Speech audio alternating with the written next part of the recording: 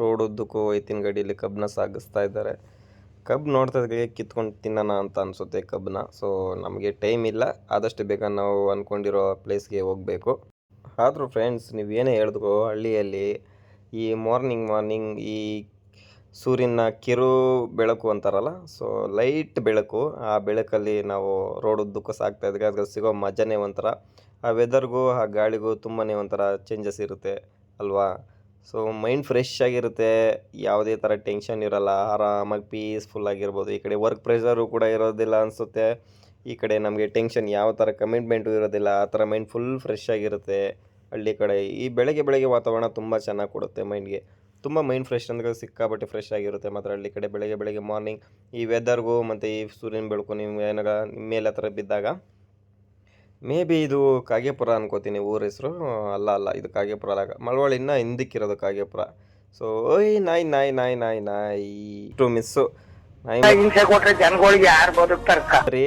ಹೋಗ್ಬಿಡ್ತಿದ್ದಲ್ಲ ಇವಾಗ ಅನ್ಯಾಯವಾಗಿ. ನಿನ್ನ ಅದೃಷ್ಟ ಚೆನ್ನಾಗಿತ್ತು ಅನ್ಸುತ್ತೆ, ಬದುಕೊಂಡಿದ್ಯಾ. ಸೊ ಗೈಸ್ ಬನ್ನಿ ಮತ್ತೆ ಹಾಗೆ ಮುಂದೆ ಹೋಗೋಣ.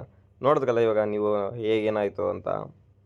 ಈ ನಾಯಿ ಮರಿಗಳು ಮತ್ತು ಈ ಕುರಿ, ಹಸು, ಇಲ್ಲ ಚಿಕ್ಕ ಮಕ್ಕಳೇ ಆಗಿರ್ಬೋದು, ಹಿಂಗೆ ರೋಡನ್ನಾಗೆ ಸಡನ್ನಾಗಿ ಓಡಿ ಬಂದ್ಬಿಡ್ತವೆ. ಸೊ ಹಾಗಾಗಿ ನೀವು ಆದಷ್ಟು ನಿಮ್ಮ ಗಾಡಿನ ಸ್ಪೀಡ್ ಕಂಟ್ರೋಲ್ನ ತುಂಬ ಕಡಿಮೆ ಮಾಡಿದ್ರೆ ಒಳ್ಳೆಯದು.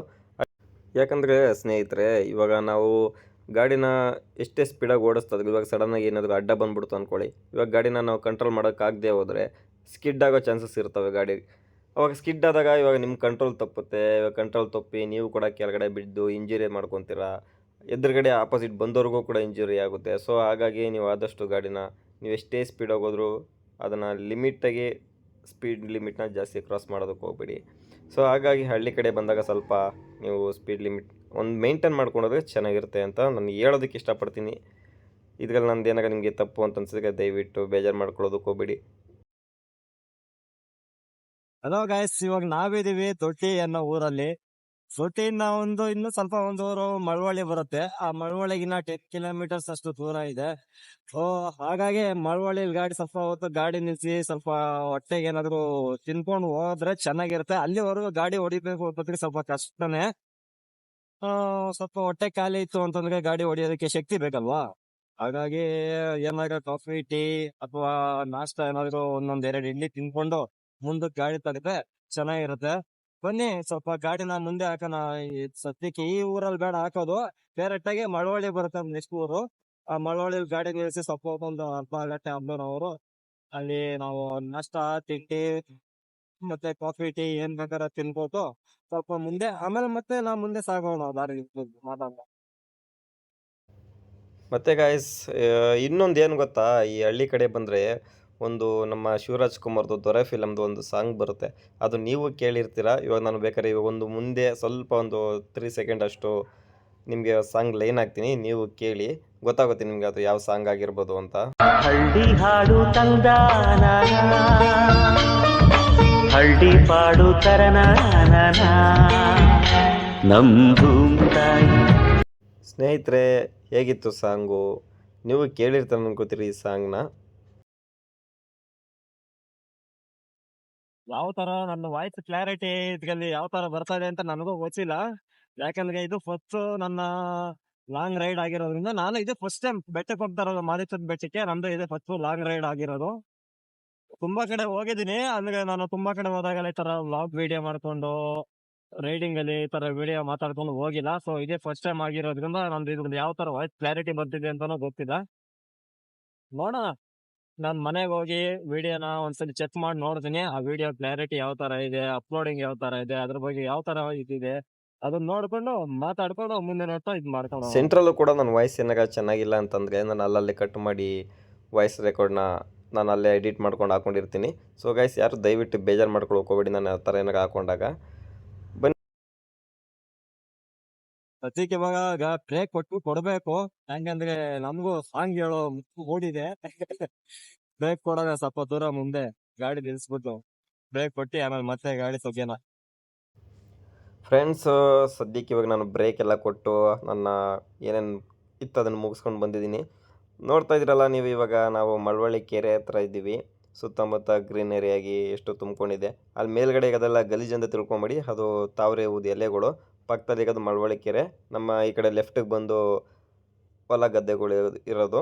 ನೋಡಿ ಹೊಳೆಯಲ್ಲಿ ಸ್ವಲ್ಪ ಒಂದಿಬ್ಬರು 3 ಜನ ತೆಪ್ಪದಲ್ಲಿ ತವರೆ ಹೂವನ್ನ ಕೀಳ್ತಾ ಇದ್ದಾರೆ. ನಾವು ಅದನ್ನು ನೋಡೋದಕ್ಕೆ ಒಂಥರ ಚೆನ್ನಾಗಿದೆ ವ್ಯೂ. ತವರೆ ಹೂವು ಕೀಳ್ತಾ ಇರೋದು ಆ ಕೆರೆಯಲ್ಲಿ ಒಂಥರ ಮಜವಾಗಿರುತ್ತಲ್ಲ ಈ ಥರ ಎಲ್ಲ ನೋಡೋದಕ್ಕೆ. ಈ ಥರ ಎಲ್ಲ ಚಾನ್ಸ್ಗಳು ನಮ್ಮ ಬೆಂಗಳೂರಲ್ಲಿ ಸಿಗೋದಿಲ್ಲ ನೋಡೋದಕ್ಕೆ. ಸಿಕ್ಕಿದ್ರು ಈ ಥರ ಎಲ್ಲ ಕೆರೆಗಳು ಎಲ್ಲಿ ಸಿಗ್ತವೆ ನಮ್ಮ ಬೆಂಗಳೂರು ಕಡೆ? ಬರೀ ಡ್ರೈನೇಜ್ ವಾಟರ್ಗಳೇ ಜಾಸ್ತಿ ಬೆಂಗಳೂರಲ್ಲಿರೋದು ಕೆರೆಗಳಲ್ಲಿ. ಸೊ ಗೈಸ್, ಅಂತೂ ಇಂತೂ ಫೈನಲ್ ಆಗಿ ಇವಾಗ ನಾವು ಮಳವಳ್ಳಿಯಲ್ಲಿ ಇದ್ದೀವಿ. ಮಳವಳ್ಳಿಯಿಂದ ಇನ್ನು ಬೆಟ್ಟಕ್ಕೆ ಒಂದು 90 ಕಿಲೋಮೀಟ್ರ್ ಆಗ್ಬೋದು. 90 ಕಿಲೋಮೀಟ್ರ್ ಆಗುತ್ತೆ ಇಲ್ಲಿಂದ ಮಳವಳ್ಳಿಯಿಂದ ಬೆಟ್ಟಕ್ಕೆ. 90 120 ಕಿಲೋಮೀಟ್ರಾ ಬೆಟ್ಟಕ್ಕೆ? 100 ಕಿಲೋಮೀಟ್ರು, ಒಂದು 100 ಕಿಲೋಮೀಟ್ರ್ ಆಗ್ಬೋದು ಬೆಟ್ಟಕ್ಕೆ. ಸೊ ಇನ್ನೊಂದು ಬೆಟ್ಟಕ್ಕೆ ಇನ್ನು ಬೆಟ್ಟಕ್ಕೆ ಅಂದರೆ ನಾವು 1-2 ಅವರ್ ಬೇಕಾಗ್ಬೋದು ಹೋಗೋದಕ್ಕೆ. ಅಲ್ಲಿ ತಾಳ್ಬೆಟ್ಟ ಅಂತ ಒಂದಿದೆ, ತಾಳ್ಬೆಟ್ಟ ನಿಲ್ಲಿಸಿ ಅಲ್ಲಿ ಧೂಪ ಗೀಪ ಹಾಕ್ಬಿಟ್ಟು ಅಲ್ಲಿಂದ ಘಾಟ್ ಸೆಕ್ಷನ್ ರೋಡ್ ಸ್ಟಾರ್ಟ್ ಆಗುತ್ತೆ. ನಮಗೆ ಕರ್ವ್ ರೋಡ್ಗಳು ಜಾಸ್ತಿ ಅಲ್ವ ಆ ಕಡೆ. ಅಲ್ಲಿ ಕರ್ವ್ ರೋಡಲ್ಲಿ ಹೋಗೋದಕ್ಕೆ ನಿಧಾನ. ಅದರಿಂದ ನಮಗೆ 1.5 ಅವರ್ ಟೈಮ್ ಹಿಡಿಯುತ್ತೆ ಕರ್ವ್ ರೋಡಲ್ಲಿ ಹೋಗೋದಕ್ಕೆ, ಟೆಂಪಲ್ ಹತ್ರ ಫಿನಿಶ್ ಆಗೋದಕ್ಕೆ. ಬನ್ನಿ ಹಾಗೆ ನಿಧಾನಕ್ಕೆ ಹೋಗ್ತಾ ಮಾತಾಡ್ಕೊಂಡು ಹೋದೆ. ನಾನು ಸ್ವಲ್ಪ ಟೈಮ್ನ ಕಳೀತೀನಿ. ಹಲೋ ಸ್ನೇಹಿತರೆ, ಫೈನಲ್ ಆಗಿ ನಾವು ತಾಳಬೆಟ್ಟಕ್ಕೆ ರೀಚ್ ಆಗಿದ್ದೀವಿ. ಸೊ ಇನ್ನೇನು ಸ್ವಲ್ಪ ದೂರ, ಇನ್ನೊಂದು 20 ಕಿಲೋಮೀಟರ್ಸ್ ಇದೆ ಬೆಟ್ಟದ ಹತ್ರಕ್ಕೆ. ಸೊ ಇಲ್ಲಿ ಬಂದು ಧೂಪ ಗೀಪ ಎಲ್ಲ ಹಾಕ್ಬಿಟ್ಟು ಕೈ ಮುಕ್ಕೊಂಡು ಇಲ್ಲಿಂದ ಮತ್ತೆ ನಾವು ರೈಡಿಂಗ್ನ ಸ್ಟಾರ್ಟ್ ಮಾಡೋಣ. ಬೆಟ್ಟದ ಹತ್ರಕ್ಕೆ ಹೋಗಿ ಅಲ್ಲೂ ನಿಮಗೆ ವಿಡಿಯೋ ಮಾಡಿ ತೋರಿಸ್ತೀನಿ. ಬನ್ನಿ, ಇಲ್ಲಿ ನಾವು ಸದ್ಯಕ್ಕೆ ಇವಾಗ ಧೂಪ ತೊಗೊಂಡು ಧೂಪ ಹಾಕ್ಬಿಟ್ಟು ನಮಸ್ಕಾರ ಮಾಡಿಕೊಂಡು 1-2 ಫೋಟೋಗಳು ಹೊಡ್ಕೊಂಡು ಹೋಗೋಣ ಮುಂದಕ್ಕೆ. ಬನ್ನಿ ಗಾಯ್ಸ್, ಇವಾಗ ಧೂಪ ಹಾಕ್ಬಿಟ್ಟು ನಮ್ಮ ಮಹದೇಶ್ವರಂಗೆ ಒಂದು ಇದರಿಂದ ನಮಸ್ಕಾರ ಮಾಡಿಕೊಂಡು ಸೊ ನಾವು ಮುಂದೆ ಬೆಟ್ಟದಲ್ಲಿ ಹಾಗೆ ದಾರಿ ಉದ್ದಕ್ಕೂ ಸಾಕ್ತಾ ನಿಂತಿದೆ ಮಾತಾಡ್ತೀನಿ. ಸೊ ಇವಾಗ ನಾವು ಒಂದು ಹಣೆಗೆ ವಿಭೂತಿ ಪಟ್ಟೆನ ಬಳಸ್ಕೊಂಡು ಚೆನ್ನಾಗಿರುತ್ತೆ ಅಂತ ಅನಿಸ್ತು. ಸೊ ಹಾಗಾಗಿ ಅಲ್ಲೇ ಪಕ್ಕದಲ್ಲಿದ್ದರು ಒಬ್ಬರು ಯಜಮಾನರು, ಅವ್ರ ಹತ್ರ ನಾವು ವಿಭೂತಿ ಪಟ್ಟೆ ಹಾಕ್ಕೊಂಡು ಮಂಗಳಾರತಿ ತೊಗೊಂಡು ಮಂಗಳಾರತಿಗೆ ಕಾಸು ಹಾಕಿ ಅಲ್ಲಿಂದ ಓಡೋಣ. ಮತ್ತು ಗಾಯ್ಸ್ ಇವಾಗ ಏನು ಅಂತಂದರೆ ನಾವು ಹತ್ರ ರೀಚ್ ಆಗೋಗಿದ್ವಿ. ಇವಾಗ ಮಹದೇಶ್ವರ ಆರ್ಚ್ ಹತ್ರ ಇದ್ದೀವಿ ನಾವು. ನೆಕ್ಸ್ಟ್ ನಿಮಗೆ ಡೈರೆಕ್ಟಾಗಿ ಬೆಟ್ಟದ ಹತ್ರಕ್ಕೇ ಹೋಗೋದು. ಗೈಸ್ ನೀವು ನೋಡ್ತಾ ಇದ್ದೀರಲ್ಲ ಇವಾಗ ಬೆಟ್ಟ ಯಾವ ಥರ ಇದೆ ರೋಡು ಅಂತ. ರೋಡ್ ಪರವಾಗಿಲ್ಲ, ಚೆನ್ನಾಗೇ ಇದೆ, ಆಲ್ಮೋಸ್ಟ್ ಹೋಗ್ಬೋದು ರೋಡಲ್ಲಿ. ಮುಂಚಿನ ಥರ ನಾನು ಲಾಸ್ಟು 7 ಇಯರ್ಸು 8 ಇಯರ್ಸ್ ಬ್ಯಾಕ್ ಏನೋ ಬಂದಾಗ ಇಲ್ಲಿಗೆ ರೋಡು ಅಷ್ಟಕ್ಕಷ್ಟೇ ಇತ್ತು. ಸೊ ಇವಾಗ ಹಾಗಾಗಿ ಪರವಾಗಿಲ್ಲ, ಒಂಥರ ಚೆನ್ನಾಗಿದೆ, ಒಂದು ರೇಂಜಿಗೆ ಓಕೆ ಆಗಿದೆ. ಆದರೂ ಸ್ವಲ್ಪ ನೀವು ಬೆಟ್ಟದ ಮೇಲೆ ಹೋಗ್ಬೇಕಾದ್ರೆ ಕರುಗಳು ಜಾಸ್ತಿ. ನೀವು ತುಂಬ ಅತಿ ಸ್ಪೀಡಾಗಂತೂ ಹೋಗಿದ್ರೆ ಅಷ್ಟೊಂದು ಅಪೋಸಿಟ್ ಬರೋ ಗಾಡಿಗಳು ಮತ್ತು ನಿಮ್ಮ ರೋಡ್ಗಳು ಅಷ್ಟೊಂದು ಚೆನ್ನಾಗಿಲ್ಲ. ಹಾಗಾಗಿನೇ ಗಾಡಿನ ಸ್ವಲ್ಪ ನೀವು ನಿಧಾನಕ್ಕೆ ಸ್ಲೋ ಮಾಡ್ಕೊಂಡೋಗಿ.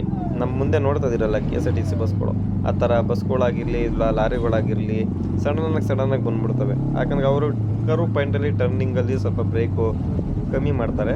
ಅದರಿಂದ ನೀವು ಆದಷ್ಟು ನೀವು ದೊಡ್ಡ ಗಾಡಿಗಳಿಂದ ಸ್ವಲ್ಪ ಗಾಡಿನ ನಿಧಾನಕ್ಕೆ ಹೋಗಿ. ತುಂಬ ರ್ಯಾಶಾಗಿ ಓವರ್ಟೇಕ್ ಎಲ್ಲ ಮಾಡೋದಕ್ಕೆ ಹೋಗಬೇಡಿ ಇಂಥ ಜಾಗದಲ್ಲಿ. ಇವೆಲ್ಲ ಜಾಗ ಬಂದು ನಿಮಗೆ ಸ್ವಲ್ಪ ತುಂಬ ಡೇಂಜರಸ್ಸು, ಅಪಾಯಕಾರಿಗಳ ಜಾಗ ಇವೆಲ್ಲ. ಹಾಗಾಗಿನೇ ಆದಷ್ಟು ನಿಧಾನ ಮಾಡ್ಕೊಂಡು ನೀವು ಹೋಗ್ಬೇಕಾಗಿದ್ದ ಜಾಗನ ಸುಗಮವಾಗಿ ಸೇರಿಕೊಂಡು ಆರಾಮಾಗಿ ಮನೆಗೆ ಹೋದರೆ ನೀವು ಖುಷಿಯಾಗಿರ್ತೀರ, ಮನೆಯವರು ಖುಷಿಯಾಗಿರ್ತೀರ, ನಿಮ್ಮ ಸೇಫ್ಟಿನೂ ಚೆನ್ನಾಗಿರುತ್ತೆ, ಎಲ್ಲ ಥರನೂ ಚೆನ್ನಾಗಿರುತ್ತೆ ಅಂತ ಹೇಳ್ತೀನಿ ನಾನು. ಗೈಸ್ ಇನ್ನೊಂದು ತೋರಿಸ್ತೀನಿ ನೋಡಿ ನಿಮಗೆ ನಾನು. ಹಾಗೆ ರೋಡಿಂದ ಬರ್ತಾ ಇರಬೇಕಾದ್ರೆ ದೂರದಿಂದ ನನಗೆ ಟೆಂಪಲ್ ಕಾಣಿಸ್ತು. ಆ ಜಾಗದಲ್ಲಿ ವ್ಯೂ ಪಾಯಿಂಟ್ ಹತ್ರ ನಿಲ್ಲಿಸ್ಬಿಟ್ಟು ನಾನು ಅಲ್ಲಿಂದ ನಿಮಗೆ ಝೂಮಲ್ಲಿ ಒಂದು ವೀಡಿಯೋ ಮಾಡಿ ತೋರಿಸ್ತಾ ಇದ್ದೀನಿ ನೋಡಿ. ಅದು ಅದೇ ಮಹದೇಶ್ವರನ ಬೆಟ್ಟ ದೇವಸ್ಥಾನ. ಇನ್ನೊಂದು ಪಕ್ಕದಲ್ಲಿ ಒಂದು ಮಹದೇಶ್ವರಂದು ಒಂದು ಸ್ಟ್ಯಾಚು ಕಟ್ತಾ ಇದ್ದಾರೆ. ಎಷ್ಟು ಚೆನ್ನಾಗಿದೆ ಗೊತ್ತಾ, ದೂರದಿಂದನೂ ಕಾಣ್ತಾ ಇದೆ, ತುಂಬ ಎತ್ತರವಾಗಿದೆ. ಅಲ್ಲಿ ಹತ್ರಕ್ಕೆ ಹೋಗಿ ನೋಡೋಣ, ಬಟ್ ಅಲ್ಲಿ ಹತ್ರಕ್ಕೆ ಹೋಗಿ ಬಿಡ್ತಾರೋ ಇಲ್ಲೋ ಗೊತ್ತಿಲ್ಲ, ಇವಾಗ ರೆಡಿ ಮಾಡ್ತಾ ಇರೋದ್ರಿಂದ ಅಲ್ಲಿ ನೋಡಿ ಗೈಸ್ ಹೇಗಿದೆ ನಿಮಗೆ ಅಕ್ಕಪಕ್ಕ ಸುತ್ತಮುತ್ತ ಬೆಟ್ಟ ಗ್ರೀನರಿ ತುಂಬಾ ಚೆನ್ನಾಗಿದೆ ಪ್ರದೇಶ. ಸೊ ಬನ್ನಿ ಇವಾಗ ನಾವು ಇಲ್ಲಿಂದ ಅಲ್ಲಿಗೆ ಹೋಗೋಣ. ನೋಡಿ ಗೈಸ್, ಎಷ್ಟು ದೊಡ್ಡ ಪ್ರತಿಮೆ ಮಾಡ್ತಾ ಇದಾರೆ ಮಹದೇಶ್ವರ ಬೆಟ್ಟದಲ್ಲಿ. ಇನ್ನೂ ಆಗಿಲ್ಲ, ಸೊ ಅಲ್ಲಿ ಯಾರು ಹೋಗೋದಕ್ಕೂ ಬಿಡ್ತಾ ಇಲ್ಲ, ನಿಷೇಧ ಮಾಡಿದಾರೆ ಪ್ರತಿಮೆ ಹತ್ರ ಹೋಗೋದಕ್ಕೆ ಬೆಟ್ಟದ ಹತ್ರ. ಇನ್ನೂ ಒಂದು ಸ್ವಲ್ಪ ದಿನವರೆಗೂ ಆ ಕಡೆ ಹೋಗೋದಕ್ಕಾಗಲ್ಲ. ಬನ್ನಿ ನಾವು ಬೆಟ್ಟನ ಸುತ್ತಮುತ್ತ ನೋಡೋಣ. ಹತ್ರ ರೀಚ್ ಆಗಿದೀವಿ ಟೆಂಪಲ್ ಹತ್ರ. ಇನ್ನು ಟೆಂಪಲ್ ಹತ್ರ ಹೋಗಿಲ್ಲ, ಒಟ್ನಲ್ಲಿ ಬೆಟ್ಟದ ಹತ್ರ ಬಂದಿದೀವಿ ನಾವು.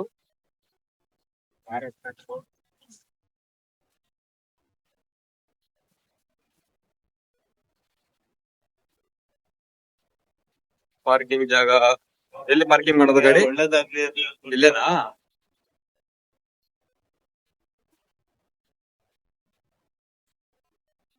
ಇವತ್ತು ನನಗೆ ಗೊತ್ತಿರೋರು ಒಬ್ರದ್ದು ಹುಟ್ಟದ ಹಬ್ಬ ಇದೆ. ಸೊ ಹಾಗಾಗಿ ಅವ್ರಿಗೂ ಕೂಡ ಒಳ್ಳೇದಾಗ್ಲಿ ಅಂತ ಬೇಡ್ಕೊಂತ ಇವರಲ್ಲಿ ನಾವು ಸ್ವಲ್ಪ ಪ್ರಾರ್ಥನೆ ಮಾಡ್ಕೊಂಡು ವಾಪಸ್ ಮತ್ತೆ ಬೆಂಗಳೂರು ಕಡೆಗೆ ರಿಟರ್ನ್ ಆಗ್ಬೇಕು. ಸಾಯಂಕಾಲದೊಳಗೆ ನಮ್ಗೆ ಸಾಯಂಕಾಲ 7 ಗಂಟೆ 8 ಗಂಟೆ ಒಳಗೆ ರಿಟರ್ನ್ ಆದ್ರೆ ಬೆಟರ್ ಆಗುತ್ತೆ. ಸಂಜೆ ಟೈಮು ಮಳೆ ಬಂದ್ರೆ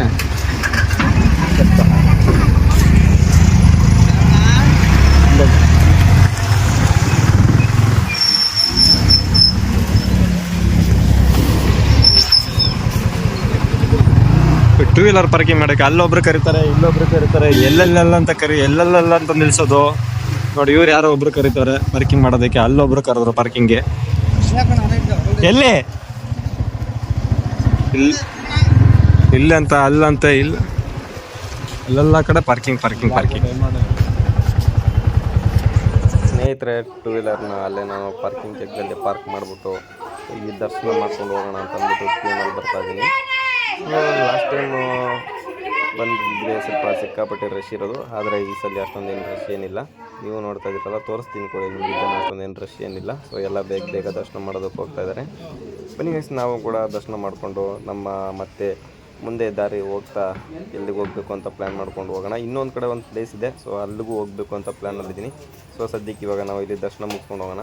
ಇನ್ನೊಂದು ಏನು ಅಂತಂದರೆ, ಇಲ್ಲಿ ದರ್ಶನ ಮಾಡಬೇಕಾದ್ರೆ ಫೋಟೋಗಳು ವೀಡಿಯೋಗಳು ಮಾಡೋದಕ್ಕೆ ಅಲೋ ಮಾಡೋದಿಲ್ಲ. ಸೊ ನಾನು ಹಾಗಾಗಿ ಯಾವುದೋ ಗ್ಯಾಪಲ್ಲಿ ಒಂದು ವೀಡಿಯೋ ಮಾಡ್ಕೊಂಡಿದ್ದೀನಿ, ನಿಮಗೂ ಕೂಡ ತೋರಿಸ್ತೀನಿ ದೇವ್ರನ್ನ.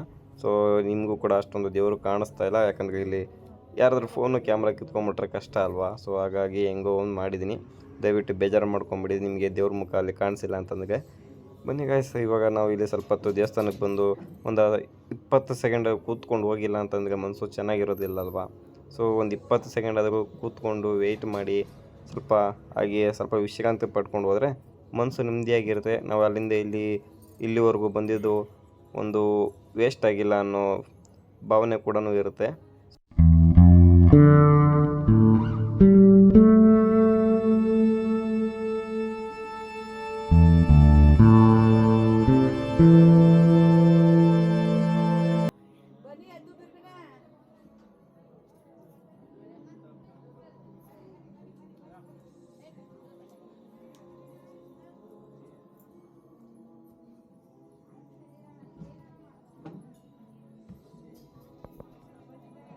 ಸ್ನೇಹಿತರೆ, ನಾವು ಇವಾಗ ಒಳಗಡೆ ದರ್ಶನ ಮುಗಿಸ್ಕೊಂಡು ಹೊರಗಡೆ ಬಂದಿದ್ದೀವಿ. ಮುಂಭಾಗದಲ್ಲಿರೋ ಗೋಪುರಕ್ಕೆ ನಮಸ್ಕಾರ ಮಾಡಿಕೊಂಡು ಹಾಗೆ ಮತ್ತೆ ನಾವು ದಾರಿ ಉದ್ದಕ್ಕೂ ಸಾಗೋಣ ಅಂತ ಅಂದ್ಬಿಟ್ಟು. ಸೊ ಇದೊಂದು ಮಾಡಿಲ್ಲ ಅಂತಂದರೆ ಚೆನ್ನಾಗಿರೋದಿಲ್ಲ ಅಲ್ವಾ. ಅಷ್ಟು ದೂರ ಬಂದು ಇಲ್ಲಿ ಗೋಪುರಕ್ಕೆ ನಮಸ್ಕಾರ ಮಾಡಿಲ್ಲ ಅಂತಂದರೆ ಒಂದು ಮನಸ್ಸು ಕೂಡ ನೆಮ್ಮದಿ ಇರೋದಿಲ್ಲ. ಹಾಗಾಗಿ ನೀವು ಬಂದು ಇಲ್ಲೊಂದು ಗೋಪುರಕ್ಕೆ ನಮಸ್ಕಾರ ಮಾಡಿ ಹೋಗೋಣ. ಈ ಅಜ್ಜಿ ಹತ್ರ ಒಂದು ಕರ್ಪೂರ ಮತ್ತು ಧೂಪ ತೊಗೊಂಡು ಹಾಕ್ಬಿಟ್ಟು ಕೈ ಮುಕ್ಕೊಂಡು ಲಾಸ್ಟ್ ಕೊನೆಯದಾಗಿ ಮಾದಪ್ಪನಿಗೆ ಎಲ್ಲರಿಗೂ ಒಳ್ಳೇದು ಮಾಡಪ್ಪ ತಂದೆ ಅಂತ ಕೇಳಿಕೊಂಡು ಇಲ್ಲಿಂದ ಓಡೋಣ. ಅಖಿಲ ಕ್ಷೇತ್ರಗಳು ತಿರುಗೋದಕ್ಕಿಂತ, ಸಕಲ ತೀರ್ಥಗಳಲ್ಲಿ ಮುಳುಗೋದಕ್ಕಿಂತ ಹಸಿದವರಿಗೆ ಒಂದು ತುತ್ತು ಅನ್ನ ಇಟ್ಟಾಗಲೇ ನನಗೆ ಪರಮಾನಂದವಾಗುತ್ತದೆ.